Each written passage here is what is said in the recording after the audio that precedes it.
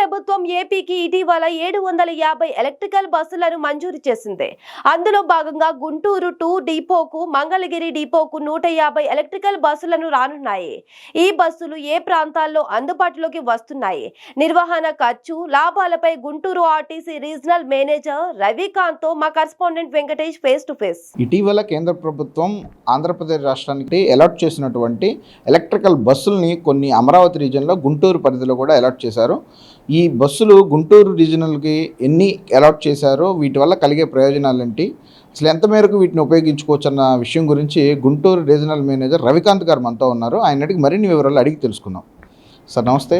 నమస్కారం సార్ చెప్పండి, కేంద్ర ప్రభుత్వం మన గుంటూరుకి ఏర్పాటు చేసినటువంటి ఎన్ని ఎలక్ట్రికల్ బస్సులను ఏర్పాటు చేసింది, దీనివల్ల మనకి ఉపయోగపడే అంశాలపైన మీరు కొద్దిగా వివరించి చెప్పండి. ఈ ఎలక్ట్రిక్ బస్సులు మన రాష్ట్రంలో 750 బస్సులు ఎలక్ట్రిక్ బస్సులని అలాట్ చేసింది. దానిలో భాగంగా మన గుంటూరు జిల్లాకి 150 బస్సులు రాబోతున్నాయి ఎలక్ట్రిక్ బస్సెస్. ఈ ఎలక్ట్రిక్ బస్సెస్ వల్ల ముఖ్యంగా పర్యావరణం అనేది చాలా పరిశుభ్రంగా ఉంటుంది. ఎటువంటి పొల్యూషన్ లేని వాతావరణాన్ని ప్రజలకు అందించాలనే ఉద్దేశంతో రానున్న కాలంలో అన్నీ కూడా ఎలక్ట్రిక్ బస్సులే వస్తూ ఉన్నవి. మనం ఇప్పుడు చూస్తూ ఉన్నాము, ఎలక్ట్రికల్ స్కూటీలు కానీ, కార్స్ కానీ ఇవన్నీ కూడా వస్తూ ఉన్నాయి. అలాగే ప్రజా రవాణా రంగంలో కూడా ఎలక్ట్రిక్ బస్సులు తేవాలనే ఉద్దేశంతో సెంట్రల్ గవర్నమెంట్ PM ఈ సేవా బస్ అనే ఒక కార్యక్రమం ద్వారా మన గుంటూరు జిల్లాకి 150 బస్సులను అలాట్ చేశారు. ఈ 150 బస్సుల్లో 100 బస్సులు మన గుంటూరు 2 డిపో నుంచి ఆపరేట్ అవుతాయి. అలాగే 50 బస్సెస్ మంగళగిరి నుంచి ఆపరేట్ అవుతాయి. మన రాజధాని ప్రాంతం ఏదైతే అమరావతి వేగంగా అభివృద్ధి చెందుతుందో, ఆ రాజధాని ప్రాంతంలో ఈ ఎలక్ట్రిక్ బస్సులు తిప్పాలనే ఒక మంచి ఉద్దేశంతో మన రాష్ట్ర ప్రభుత్వం కూడా దీన్ని ఒక ప్రెస్టేజ్గా తీసుకుని వీలైనంత తొందరలో ఈ 150 ఎలక్ట్రిక్ బస్సులను కూడా మన జిల్లాలో రావడానికి ప్రయత్నిస్తూ ఉన్నారు. మన సెంట్రల్ మినిస్టర్ గారు కూడా మొన్న పెమ్మసాని చంద్రశేఖర్ సార్ కూడా వచ్చి ఆర్టీసీకి దిశానిర్దేశం చేశారు, మాకు ఎట్లా తెచ్చుకోవాలి ఏంటనేది. మరి ఏదైతే ఆర్టీసీలు ఈ 150 బస్సులు వస్తున్నాయో వీటన్నిటిని ప్రజలు ఉపయోగించుకోవాలి. అలాగే ఈ 150 బస్సులు కూడా మనకి సబర్బన్ రూట్స్, అంటే గుంటూరు జిల్లా అంటే ఒక రకంగా అర్బన్ ఏరియా ఎక్కువ మనకి.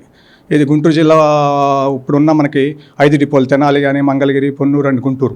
ఈ అర్బన్లో ఎక్కువ తిప్పడానికి మనకి ఏంటంటే గుంటూరు నుంచి విజయవాడ, అలాగే గుంటూరు నుంచి తెనాలి, గుంటూరు చేకులూరుపేట, గుంటూరు సత్తెనపల్లి, గుంటూరు పొన్నూరు, అలాగే అమరావతి నుంచి విజయవాడ, హైకోర్టుకి, సెక్రటరీకి కూడా ఈ బస్సులు ప్లాన్ చేసాం. ఇవి తొందరలో రాబోతున్నాయి. సార్ అయితే వీటికి సంబంధించి ప్రతి నెల మెయింటెనెన్స్ ఎంత ఖర్చు అవ్వచ్చు సార్? వీటి మామూలు బస్సులతో పోల్చుకుంటే ఈ బస్సులకి ఎంత తేడా రావచ్చు, ఆర్టీసీకి ఎంత లాభం చేకూరవచ్చు?